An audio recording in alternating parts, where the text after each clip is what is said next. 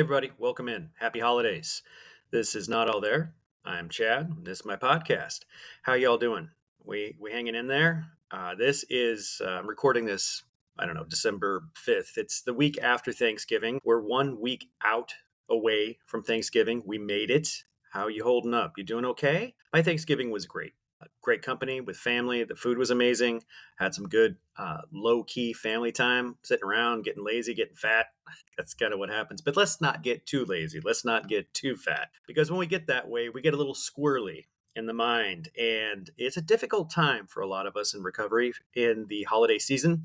We get what I like to call thirsty. I'm not going to have a drink or do anything of that sort. But in the back of my mind, I get a little itchy, get a little thirsty. It's just, there's a lot of pressure during this time of the year, unnecessary pressure, expectations. There's a lot of parties, a lot of food. Whew, it's a little much. So be sure to stay in contact with those that are important to you, your family, your friends, your sober community, most of all right now. Just reach out, say hi, send a text, make a phone call, listen to a podcast. Just really stay engaged with your sobriety right now because it's important. This is the time of the year where a lot of people have a slip, and slips are fine. Slips are just part of the deal. But do make sure you get back on that beam. Some of us have, unfortunately, had a slip and we're not able to come back from it. So do the good work, stay in contact with everybody, have fun, feel blessed, be humbled, be grateful. Be grateful. We're alive, we're sober. We get to spend time with our family and our friends and enjoy what should be a fun, relaxing season. All right, with me in just a few moments is Roland Williams, master addiction counselor and multiple other, as he likes to say, abbreviations past his name, so many that he has to add a second line on his business card, and it's true. Roland has been sober since 1986, and he has been out doing the work since then. Got an amazing story, just like a lot of us. His is a humdinger, hang on.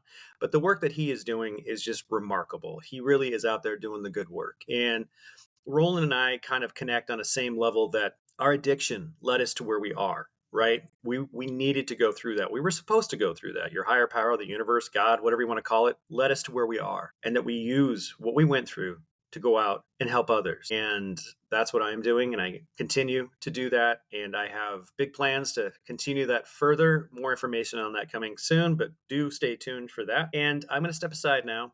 Enjoy.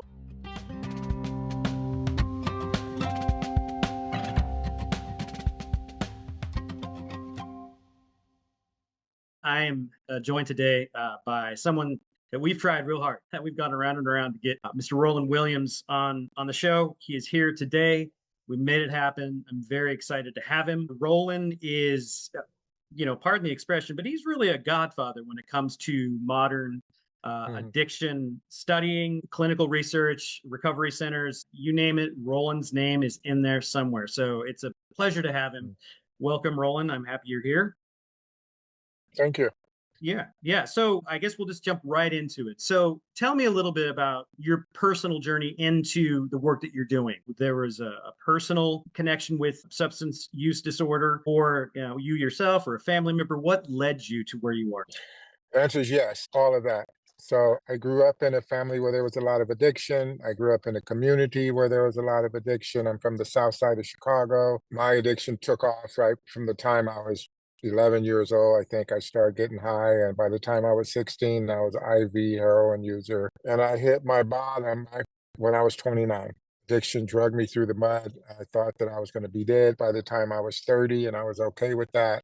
Yeah. The last 5 years of my using, I was miserable, but I didn't know how to stop. I didn't know anybody that stopped. And I was, at that point, I left Chicago and I was in San Francisco. I started out in San Francisco in Pacific Heights, and I wound up in the Tenderloin, which is a horrible place to be.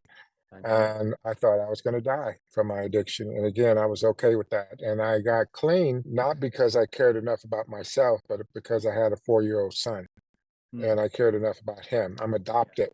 And so I never knew my father, my birth father. And so I always wanted to have blood and be a dad. I had a son, and I was a drug addict. And I was a horrible dad. Even though I was there with him physically, I don't remember his first step. So I don't remember his first words. I never changed the diaper that I remember. And I can never get that back. That's one of the regrets that I've had my whole life. My son is now 42, and He told me last year he has a son, and he told me last year at a Father's Day card, he said, "Dad, I hope one day Carter looks at me and thinks of me the same way I look at you and think of you." I actually was able to be the dad that I wish that I had with my son. I have two sons and a daughter. But anyway, I went to treatment in lieu of going to prison in 1986. And that's where my addiction took me. I blew through my days. I never worked. My job was always finding ways and means to get more, live to use and use to live. I was that guy. And I wound up going to treatment again in lieu of going to prison. So, anybody who tells you that you can't get clean for somebody else, I think whatever reason you get clean is a good reason. Whatever Yeah. reason you stop drinking and drugging is a good reason. Yeah. And pretty soon your head will catch up with it. As they say in AA, you act yourself into right thinking instead of think yourself into right acting. So I did the Absolutely. behavior. I had 9 months clean before it occurred to me that I could stay clean. I went to rehab and it was the perfect place for me. I went to rehab from in handcuffs. I was in jail. My sentence, what they did with when I got arrested is they gave me 4 years in the penitentiary. And by the time I was 29, I'd already spent six of those years of my 20s locked up. But I was always in and out of county jail. But they said, now you're going to prison. You've Yeah. graduated to prison. Yeah. And she said, but first you have to do a year in county jail, and then you have to go to one of these two programs. And one program was 2 years long, and the other program was 18 months long. And believe it or not, I was doing the math. I was thinking, wait a minute, because I know how to play pinochle, I know how to play dominoes, I know how to draw, I know how to write letters, I know how to do push-ups, I like reading novels. I could do time. And Yeah. I was Yeah. thinking, on 4 years, you only do two. So Yeah. if I got to do a year and they give you half time for good time. If I Yeah. could do a year and have to do a 2 year rehab, maybe I don't need the rehab. And something told me, go to the fucking rehab, man. And so I don't know where that voice came from. So I wound up going to the rehab. It was the perfect place for me, which is a testament to how important it is to send people to the right place. Like, know Yes. where you're sending people. Every rehab is not the same. Every addict and alcoholic is not the Yep. same. We got to match them up. I Yep. was in the perfect place. And I Yeah. had the perfect therapist, the perfect team. And that's where it started for me. I went to rehab. I was using in jail. So the day before I got high, they sent me to rehab. They said one day, okay, Williams, roll it up. And they took me to the rehab in handcuffs. I was dope sick when I got there. I told the guy, I said, hey, man, I'm dope sick. And he said, well, you can't be here if you're sick. You're supposed to be clean when you come to the rehab. I said, I know. And he said, well, you got to go back. You can't stay here. And I said, come on, man, cut me some slack. If I don't want to go back, I got a kid. And he made me mow the lawn in June with a manual lawnmower for 4 days. That's how I kick. Oh, Yeah. Jesus. That's the Yeah. old fashioned way, man. I'm a veteran, so I went to the VA program. And again, thank God for these programs that are out there. But when it came time, so that's how I got here. When it came time to get a job, the program was 6 months long. I stayed there for 4 months. When it came time to start looking for work, um, they asked me what did I want to do, and I said, well, I want to be a counselor like Richard. But because I had nothing to put on a resume, I didn't work my whole time. I'm 29 years old. I never had a job. I didn't carry ID, you know. You're like a Yeah, ghost. I was out in that world, in that underworld. And so I started thinking, I want to be like Richard. I had a Who's Richard? counselor. Your Richard counselor. was Okay. the counselor. He was actually the director. He designed the program I was in. He was the director of the program, which speaks to what we were talking about earlier, how Yeah. important it is to be able to connect with people, that people see Absolutely. something in you that said, what you're doing is inspiring to me. What you're doing is giving me hope. What Mm-hmm. you're doing is, if you can do that, maybe I can do that. So I saw Richard, and Richard was way slicker than I was, way smarter than I was, but he was using all of that for something positive. And all my life, I had been using these gifts that I had for in a Mm-hmm. dark way, in a Yep. negative way. Too. And so I decided I wanted to be a counselor, and that's how it all started for me. That is great. So did you start out in San Francisco then? Is that where you I were? Yeah, I wound up getting, where Stanford University is, Yeah, which is yeah. about I'm from 40. Oregon. I'm a West Coast guy. Oh Yeah. yeah. Okay, yeah. So What's going I on with got you? clean in yeah, I got clean in Menlo Park. And in Menlo Park is right next to East Palo Alto, which is the Mhm. dark side of Palo Mhm. Alto is the sunny side. This East Yeah, Palo Alto is the dark side. So I got clean in Menlo Park. And I hit my bottom in San Francisco though. I couldn't go back to San Francisco for the first year I was clean because every time I got near San Francisco, I started yeah, yeah, all those every time I would go back to Chicago in 2 days in Chicago, I start walking different, I talk yep, different, my whole energy changes. yep. You know, you get back and another testament to, people, places, and things. So I would it would kick in that old addict stuff in me. It took a long time for that to go away. I've been clean since June 10th, 1986. So I just in June I celebrated 38 years clean. That's I amazing. got my first job as a counselor when I had 6 months. Because in 1986, you didn't need any credentials to be a counselor in California. Matter of fact, nationwide, most people who were counseling were their credential was their own That they lived it. ability to talk. They lived it. It was lived experience, and you had to be able to talk the program because 90% of the programs really focused on 12-step work. If Right. you didn't like the 12 steps, you were in trouble. Yep. They'd say, you Yep. said go to a meeting and come back and say, I don't like those meetings. They would tell you, keep going till you start liking them. Yeah, I know that program. That is great. So, like, where did it lead? So, 6 months in, no certification, right? Well, why don't you talk a little bit actually before we get into this, what you have done through your career, where that's led you, and some of those what your lived experience has done for other people, because you've gone worldwide. It's not just Yeah. local. Like you've gone out there and traveled and done the work. So, what one, what was that experience like for you? And two, how was it received? How did the work go? I think what happens, and I see that with you, Chad, already, and just a brief amount of time we've been talking, I think what's appealing to people about this is if it's authentic, that you genuinely, I think like you, I genuinely, passionately believe in recovery. I Yeah. believe that there's freedom possible from addiction. I believe that people can get better. I have hope. I don't have judgment about people when they tell me what they do when they're under the influence. I get it. Yeah. I know we're capable of doing all kind of Oh crazy stuff man. while we're under the Yeah. influence and think it's a good idea. Right. Your head, yeah, your head can tell you, oh, that's a good idea. She's not going to mind that. Oh, Yeah. So I think what happens is that well, for me, and I think again, listening to what I heard from you, is that I got tired of being that asshole. I got tired of being the taker. I got tired of disappointing people. I remember looking in the mirror and being disappointed with myself. yeah. I didn't like that anymore. And when I found out that it was possible to feel good a day, have a day where I feel that was a good day. I Yeah. helped that person. I did Yeah. something positive. Yeah. People don't, they want me to come back. They would say, keep coming back, keep coming. They really wanted me to come back. And Right. the sense of self-esteem that I got from that was just incredible. Let me just say as an aside, I do one of the things that I do, I've been working on a project for the last 10 years in California. I live in Arizona now, but I go back and forth to California. Mhm. We're training lifers to be certified addiction counselors Prison. Oh in prison. shit. Yeah. They're in prison. To qualify for this program, you have to be sentenced to life. And so I have a class and I do a week-long course. I own a company called Synapse and we do training for counselors. We train counselors.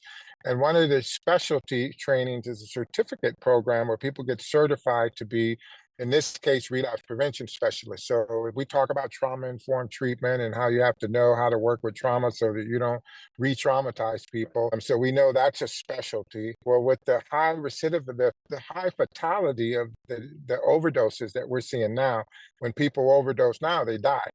So Yeah. when people relapse, the next time you use could be the last time you Right. use. So we need counselors who really are skilled in relapse prevention. So my company, and I'm the number one teacher in that company. I teach a 5-day relapse prevention certification class where we teach them these skills and they get certified as advanced relapse prevention specialist, which you may want to consider at some point. Yeah. But so I have a class with 60 guys in there. They've been locked up for 20 to 44 years. Can you imagine what you've been doing in the last 30 years? That this guy's been in prison for the last 30 years. And if there's 60 guys in there, 50 of them, 52 of them, somebody died when they committed their crime. It was either a fight went bad, it was a gang thing, they went in when they were 18, they were 19 years old, it was a robbery, it was something, somebody died. Most of them, people died in there. Now, this guy that I'm looking at right now is not that guy who No, committed that crime. He is no, a totally different totally person. different person. I mean, these are the best students, the most compassionate, thoughtful. It's incredible, and it is just a testament to the fact that people change, People and change. who we were is It's not not who we are. No, it's not who we have to be moving forward. that's true. That's true. We can change, We can. and and abstinence is not recovery. Just not using doesn't mean No, you're going to change. You no, you're got to still the change. same You got asshole, to man. exactly. You got to stop using and then do some work. You got to do the real work. And That's right. and these guys remind me. I've been to 9 prisons this year, uh, and I'm going to a woman's prison in January doing this particular work out of the many things that I do. But every time I do it, man, I walk away feeling like, and I tell them, I say, look, and this is back to your question, why do people listen to us? I tell them, first of all, I don't have any judgment. I mean, it's hard to say that when you think this guy killed somebody. Right. But I know what we're capable of when we're under the influence. And the other thing is that I tell them, look, I could be sitting right there where you're sitting, and you could Yeah. be doing just what I'm doing. Right. And I'm so Oh, grateful to have that second chance. And I know that everybody doesn't get it, but I have been in my career, been able to help people move through this this mindset that says once an addict, always an addict, once a drunk, always a drunk. This is the best I can do. This is the hand that God dealt me. I just got to yeah. play it out. Say, Yeah. no, dude, it's not. It's It's not not. like that. You can lead a No. horse to water, but you can't make him drink, but you can make him thirsty. We want to make him thirsty. That look, man, you can Yeah. do better than that. Don't settle for that bullshit. That played out in the 90s.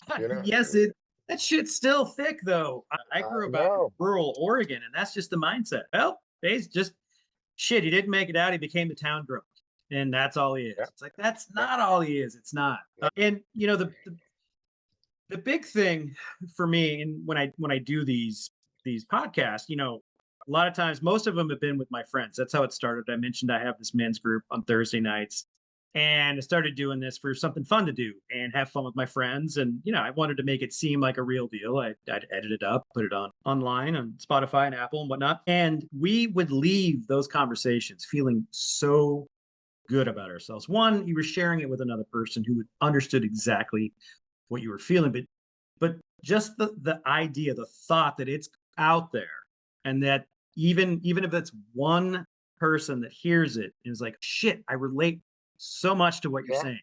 yeah, And it takes that one person and to another person and to another person. And that goes to what we were talking about before I hopped on, and this mission that I'm going on to be a sober coach, and to really do what I can to find the connection between all people. We're all people. We're all connected in one way or another. And if there's a relatability through addiction, you'd be surprised what that does to a relationship between two people, four people, so on and so on. And, to your point about working with inmates who are on death row, like you said, they came in when they were young and they've been in there for 30 years and they are not that same person. They're not. And yeah, that is a hurdle we all have to work around because, like you mentioned, you do crazy shit when you're in the throes of addiction. And that was a tough one for me because I'm very resentful and getting over the resentment of things. But forgiving yourself is like the biggest component of, you know, getting sober. And sometimes it takes a really long time to get there. It took me 9 years. I was sober, I was doing the work, shit at the fan for me emotionally, and went through a lot of crazy therapy, but which helped. I had to bottom out again. Sometimes you hit rock bottom, you bottom out when you're strung out, but then even in sobriety, you may not have completely bottomed out yet. So that makes me think about the relapse aspect of it. When you are working with people or when you're educating people, is that something that you talk about? Was, hey, well, whatever, we always talk about the bottom that got us into the room or into recovery. Do you ever speak about, or do you notice a pattern even of people who essentially bottom out again in sobriety. And is that where the relapse comes from, or is it something else that might cause the relapse? Well, every bottom has a trap door. So, Mhm. your bottom is when you stop digging. Your bottom is like an elevator. You can get off on any floor. You don't have to go all the way to the sub basement. But relapse is a really, really pertinent topic, and I think we have a responsibility, those of us who are in a position to kind of influence people who are seeking recovery, especially in the early. Some things about relapse that I really know and I teach and have written about, as have many other people. Is that, for one, relapse is a process, not an event. By the time a person picks up a drink or a drug, they've been in relapse. The relapse didn't happen on Saturday when you were toasted at the wedding. The relapse started months before that, weeks before that. The relapse is a period at the end of a paragraph, not a sentence. And so when we stop thinking about relapse as the drink, but relapse as a change in our thoughts, feelings, urges, actions, that preceded that, like being in a relationship and that, what, this is over. I'm not feeling her anymore. This is not fun. I don't like the way she laughs. She's getting on my nerves. You haven't left yet, but in your mind, you're already backtracking. You're already changing in the way that you interact with her. Yeah. That's similar to the relapse process. People get bored with recovery. They start feeling, I don't like this. It's interfering. I'm not having any fun. Their thoughts change, their feelings change, their actions change, how they approach recovery. And then what I've learned about relapse is there's a lot of stuff that we can look for. There's, for one, this is important. Relapse doesn't mean you failed. No, That's an just part of your important thing recovery. because, Just well, you got to be careful about how you say that, because okay. when we say that relapse is part of recovery, what people hear is that I get to use. So no, since it's part of my recovery, I get to use. And Yeah, we it's know like a that the next pinpoint. time you use could be the last time you use. So what you want to say, what I tell people to say, is that relapse means that you might take 2 steps forward, 2 steps back. There'll be back, that regression that you talked about earlier. There'll be sometimes. I've been clean continuously since day one. I have Right. not picked up a drink or a drug since June 10th, 1986. However, I've been in full-blown relapse at least 6 times. I've relapsed on sex, I've relapsed on gambling, I've relapsed on working, I've relapsed on buying stuff, I've relapsed on all kind of ways like that. Because Yeah. recovery is not, like we said earlier, abstinence is not recovery. Abstinence gives you the clarity that you need to do the work you need to do to be in recovery. It's about how you take care of your body, your spirit, your relationship, your mental health. It's all that. That's what recovery is about. And so when people start the process of relapse, first remember, it's the process. Start paying attention to that. You didn't fail. What it means when you relapse, it doesn't mean that you lost your recovery. I mean, you didn't lose your recovery. You lost your sobriety date, your Yeah. clean date. You Yeah. get a new date, but whatever recovery you had in there, you still got. You You still still got the got it. memories, you still got the knowledge, you still got the people, if you really had recovery. So one, you can't relapse if you've never been in recovery. So first of all, when we start talking about relapse, we have to determine, was this guy ever in recovery in the first place? Or was he just dry? Was he just a dry Just drunk? a drone. Was he Yeah. just still doing dope fiend behavior and just not using? you know and then the second thing is that relapse oftentimes, most of the time, actually starts with something other than the drug of choice. Your disease is so shrewd, that Mhm. addict that lives inside of us, that Yeah, it drunk that is. lives inside of us, his IQ is 2 points higher than our IQ, Mhm. and he speaks to us in our own voice. He's Mhm. the same guy told you that was a good idea. And so he's just Mhm. waiting in the cut. You heard the thing, while you go into meetings, he's in the backyard doing Doing push-ups. push-ups. Yep. He's just laying, waiting for you to let your guard down. Then he whispers in your ear, say, hey, look at that girl. You see the way she looked at you? She's crazy about you, man. Your wife she won't know. You don't have to tell her anything. You don't have to make amends if it's going to cause harm to other people. And so it's so shrewd. So relapse usually starts with something other than the drug of choice. Maybe a cigarette, maybe a lie, maybe an affair, maybe stealing something, maybe, it starts with something other than the drug of choice. It often starts with something that people are not talking about. Yeah. So that's why they need groups like the group that you have, where people come together and just like put it on the table. Yeah. Everybody doesn't need to know everything, but somebody needs to know everything. So you got to have people that really know, and those people in your support system. And there's another thing: you alone can do it, but you can't do it alone. So you got to Nope. have a Nope. team. Community, You man, got you to got have to a do it. support. You have Yeah, to. you got to. Yes. And those people in your support system have to have permission and encouragement to give you feedback. That Yes. means that That's very. you told him, look, I want you to give me feedback. I'm not going to punish you. I'm not going to beat you up if you give me feedback, because we can make people pay such a high price when they give us feedback that they say, I ain't never telling that guy Yeah. nothing. Fuck him. Fuck him. Last Yeah. time I tried to help him, he bit my head off. So relapse, we have to teach people that, recovery is hard. It's not the easier, softer way. Nope. It's easy when it's easy, and it's hard when it's hard. And the trick to longevity in this is to be able to do it when it gets hard, and you can't do it alone. Those kind of things. Prepare people for that journey, that they need to build tools. They came in with a toolbox, but that toolbox they came in with was all those old tools that Yeah. just supported them doing that We're on the life metric back in the system day. now. Yeah, exactly, exactly. What was an asset there is a liability now. Yeah, man. Yeah, it is. My sponsor years ago, when I must have been a year and a half in, and you get to a point. People refer to it. Some groups refer to it as the pink cloud, right? You're riding high. Mhm. I'm clean. I'm feeling healthy. I'm exercising. Everything is bright and colorful, and woo, this is amazing. Well, you get to a point where you level off, and then you start to question certain things. And he brought up something to me that I found interesting. I'd like to get your take on it. Is that I was I was in a grief mode. I was grieving. I'm like, what am I grieving about? He's like, you're grieving over the loss of. I was an alcoholic. It was my big thing. He's like, you're grieving over the loss of your relationship with alcohol because that was the most intimate relationship you ever had. Never talked back. It was always there when you needed it, and often it gave you what you needed. And I thought, Jesus, he's right. And I bring that up not as often as I should in certain conversations, and people never consider that. And that got me thinking while you were talking about relapse. That almost I wonder if maybe it's just my point of view, but like the grieving process could that lead to a relapse if people don't consider that loss of their substance, whatever it was so important to them that they're grieving for it, even though they know they can't take it, but they're trying, like you said, find it in other ways, whether it's sex, gambling, whatever. Would grief cause that, do you think? Absolutely. Not only could it, it often does. You think about this for a second, and you can never underestimate the power of familiarity. The fact Yeah. that I know that drugs and alcohol were a social lubricant, a pain reliever, a self esteem booster, an inhibition remover, a constant colleague, a refuge, a reward.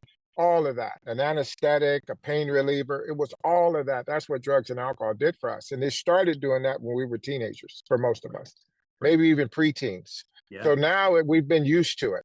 It was the training wheels that we put on to help us not fall, Yeah. and now we're 35 and the training wheels are off and we're like, fuck, I'm like, I still feel like a 15-year-old. Well, Yeah. that's where we are at, actually. And then you think about, this guy, this alcoholic, this drug addict, in his world, he was a general, he was a Ooh, journeyman, he yeah. was As a a pro. CEO. He Yeah. was a yeah, he was a shot caller because he knew, like I said, he knew the etiquette. I knew just how to change my feelings. I know how to live this life, no matter how bad it was. I know how to do it. And then you put him in a situation where you got to interview for a job. You got to talk to a girl when you're not high. You got to be responsible. You got to operate with some morals and some values. So now I went from being very competent, even though it was kicking my ass, to being a peon, went from a professor to a freshman, went to a Yeah. general to a private, went to a Yeah. CEO to the guy in the mailroom. And that part is clumsy. It's It is. awkward. It's clumsy. I'm bumbling around. I know what the fuck I'm doing. And there's the message the addict says, man, let's go back to doing what we do. Yeah. We know how to do that. This is not for you. This is Yeah. what you're supposed to. You know how to do that. Why are you subjecting yourself to this? And so that is also part of the grief. People wind up with this hole in the soul. You've ripped out the one thing that, no matter how bad drugs and alcohol was, and in many cases, we wouldn't have made it this far without it. The Right. It drugs was and my alcohol helped identity. us to That's who I survive. was. Yeah, Yeah. It's absolutely. gone now. And it helped us cope. It helped us deal with stuff that we didn't know how to deal with also. In many ways, it was a tool in some ways. So a lot of us, I wouldn't have made it through my 20s without the drugs, even though the drugs almost killed me. But then I get here and now I don't have that. I got this big old hole there. What do? I don't know how to be honest. I don't know how to have integrity. I don't know how to practice principles in all my affairs. I don't know how to promptly admit when I'm wrong. I don't even know myself. People ask me how you feel. I don't know. I'm good. I'm hungry and I'm horny. That's I'm hungry, angry, and I horny. know just the place. So Great what state. happens is that we let people know that this is a normal part of the process. You normalize that. Say, of course you're going to be sad. No matter how bad it was, it served a purpose. It was a constant friend, like your sponsor so well said it so well that it was a friend who was been with you through most of the ups and downs in your life. You knew what it would do. How many people are that reliable?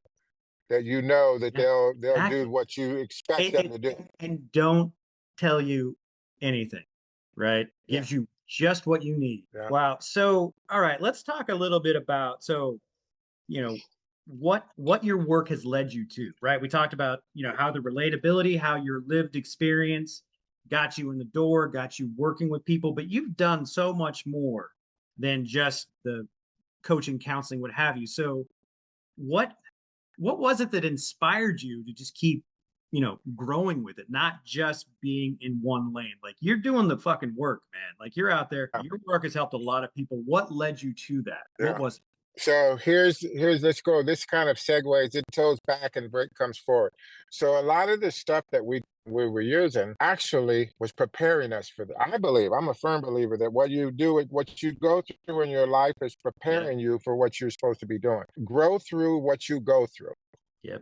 Grow through what you go through. And relapses, by the way, can be very therapeutic for people. Oh yeah. People relapse, and a relapse can fine tune their recovery. Your relapse means your recovery needs a fine tuning. And some of the most sober people I know took fucking forever to shrink some time down, but they're the best people to talk to. Yeah. So here's what I learned is that I always had a sponsor. See, my disease was preparing me for this. I had a sponsor when I was using. My sponsor showed me how to fix, how to cop, how to tell the difference between good dope and bad dope, what neighborhood to avoid, what dope dealer to go to. I always had was in using. When the dope man said I don't have any dope, I didn't say, "Oh shit, I can't get high today." I called somebody else. Oh yeah. I was willing to go to any lengths. Any lengths. Always willing to go to any lengths. They said, keep coming back. I always kept coming back. People tell me, "Man, you again? What the fuck, man? Go do something. Dope fiend." And they say, be a member of the No Matter What Club. I was always a member of the No Matter What Club. I was going to get high no matter what. Broke, no veins, dope. I was humble. I fucking beg people for dope. Come on, man, let me owe you. I'll pay you back tomorrow. So all of that stuff that they asked us to do, we were already doing it. And then this is the tie into your question about my career. I remember being on the mission when I was getting high. We had that term in the street, like you're on the mission. I'm getting high no matter what. I'm getting ready to go get some money. I got to get some dope. Out of my way. It doesn't fucking matter what gets in front of me. And so that's how I've been doing in my career. I brought a lot of those skills. A friend of mine said it was never my aim, it was my target. So I just picked a different target. So my target became my career. I found out when I had 13 months clean. When I was using, I was a thief, a manipulator, an imposter. I had all that dope fiend mentality. When you stop using, you don't stop being a thief, a manipulator, and all that. You have to work on yourself to do that. So my first 6 months, I got a job as a counselor with 6 months clean. My only credential was that I knew 12-step stuff. I knew how to talk the lingo. That was my only qualification. And so I did that. I was a thief, so I would steal stuff that somebody said at the meeting, and I'd come and say it myself. I was a manipulator, I was a hustler, and I did that clean for the first 6 months, 7 months of my job. And I had a client point out to me one day, that I didn't know what the fuck I was doing. He said, yeah. He was in one of my groups that I was Yeah. facilitating, and he was way more handsome than me. He had a fucking truck with his name on it. He had a Oh my gold God. bracelet on. He had Uh-huh. all this stuff. He had a master's degree. Oh He yeah. was bilingual. He was just, it looked like a movie star. And I couldn't stand his ass. I can't stand this guy being in my group. This is my group. And I would fucking put him in his place every time he'd say something. I check him in front of the group, make him put him down, Yeah. like, Yeah. look, what are you Yeah. talking about? You don't know. You're always trying to help rescue somebody. What are you? And one day I did that to him real good. And the guy looked up at me. He was a Latino man, and he looked up at his name was Alex, very elegant, very, very sharp. He looked up at me and he said, Roland, he said, you know what, man? I notice whenever you give me feedback, it seems to be negative, critical, condescending, patronizing, since you were trying to help me. He says, as a matter of fact, I think you get some kind of sick satisfaction out of putting me down. He said, man, I don't think that's healthy. I think you ought to take a look at that. I was Oh, like, geez. whoa, Whoa. a Yeah. fucking counselor. Go back to Get High, man. You get a free one when you go back after being clean for a while. You go back to the old guys, Oh, you get to Get High for because they want to free. get you back. Yeah, right. Of Oh, course. yeah. Yeah. They're like crabs in a crab bucket.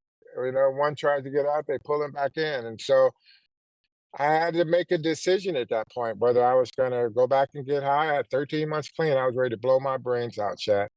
I Hmm. felt so ashamed of myself, so Yep. depressed with 13. Yep. I wasn't working those steps. I didn't believe in God. I had a sponsor that I never called. I just got him because they said get a sponsor. He lived right across the street from me. I'd see him at the grocery store. All my sponsors, but I never used them like many people do. And I made a decision that I'm either going to go use, or if I'm going to stay in this work, I'm going to go all in. And I got on a mission for this career path. And I put myself through school. I've got enough initials after my name. I have to put them under my name. I was hungry for this. And the more I learned, I realized that I was actually intelligent, that my brain worked. My brain worked, and I sucked it up. And I got intrigued with the business of recovery. That story, it's about having tools, having the toolbox Yeah. and learning different strategies, and I loved that. And I wound up getting asked to speak at the classes. Before you know it, I was teaching at the university that I went to. I started working with people, and I've done all kind of stuff. I've opened several programs. I've written books. My story is in the Narcotics Anonymous basic text. I work with some of the most famous people in the world, all over the world. I've been very, very fortunate, and I persevere. I stick in there. I can do it when it gets hard because of my history. I know how to do hard stuff. Exactly. And so I Exactly. can do it when it gets hard. I'm very resourceful, like we all are. Hmm. Again, it wasn't our aim, it was our target. Right. So when we turn our focus to this, like what you're doing, I think, Yeah. look at what you've done in the few years you've been clean and Yeah. the people that you've had an impact on, and look at what your vision is driving you to do. And I do believe in a higher power. I believe that there's some divine order. As a matter of fact, at the last few days, I meditate every day. Okay. Every day I Yeah. meditate, 30 minutes a day. And in my meditation, I always have some kind of, not always, but often have some come back with some awareness. And I've been thinking a lot in the last few days how many times I could have died, should have died. I just Hmm. barely escaped death. Uh-huh. Car accidents, Yep. overdoses. And I've thought about all the Guns, people, guns, explosions, all of that. all of And it. I'm thinking about the people that did that. People that were close to me that we used together, and we were very connected, and they're not here anymore, and I am. I'm damn near 70 years old. I'll be 70 years old pretty soon, and none of my family that I was raised with lived to be 50. Yep. So anyway, I think that I've had a very cool career, and I've You worked with have. some amazing people, and I'm still working by choice. I like to work. Plus, because I still, you're addicted to yeah, shit. yeah, exactly. I like this feeling. I like the feeling No, of being I able to get it. help Yeah. somebody, Yeah. It's and it's a tremendous feeling. it is. It is really a tremendous feeling. Well, this has been amazing, Roland. Thank you so much for the time. Thank you for what you do. Congratulations on all of that. This has been an incredible talk. I really, really have enjoyed it. Thank Excellent. you so Thank much. you. Can you tell people my website if people want to look me up and get Yeah, in touch please. with You me? say it here, but I'll make sure it's in the notes. But anything you wanna throw out there right now that people know about, and I'll make sure it's Yeah. in. Let me tell people about two things. One is my website. If you ever want to get in touch with me, it's Roland Williams Consulting. And Chad will give you a link to it, Roland Yep. Williams Consulting. And then those of you who are considering working in the industry and as a professional, know that if your choice is to be a professional in this business, you have to have some skills. Your storytelling, your anecdotal lived experience is not going to be enough because we're in the business. This is life and death work. People are dying out there. So if you say, I want to work in this business, then you need some clinical techniques, some skills. And so get as much training as you can. And this is not just to promote a company that I am one of the owners of, but it is just, I promote this anyway. Go to school and wherever you are, get some skills under your belt, get some initials under your belt, get some credentials under your belt. So I have a company called Synapse, and it was started by a guy named Terry Gorski out of Chicago, by the way. And he passed away about 5 years ago, and I've been with him for 30 years, over 30 years, 35 years. And so I took over, myself and two colleagues. We bought the company to keep the legacy going. But it's Synapse, and it's spelled CENAPS.com. And take a look at the Synapse website. We have tons of publications. We have tons of home study courses. We have tons of skills building opportunities for you, videos and all of that kind of stuff to help you kind of develop a stronger skill set so you could be more effective. And you want to be part of the solution and not part of the problem. And people with the best intentions sometimes can be a problem. So anyway, Chad, very good to meet you, my brother. And I'm Likewise, sure man. we will stay in touch. Yeah, I'm Yes. sure we'll stay in touch. And Yes, hopefully for when I sure. come to Chicago in January, I'm gonna look you up. Man, I'll be around. I'm pretty easy to Okay. find. All right, man. All right. Thanks, Roland. Take Take care. care. All All right. right. Bye-bye. Bye.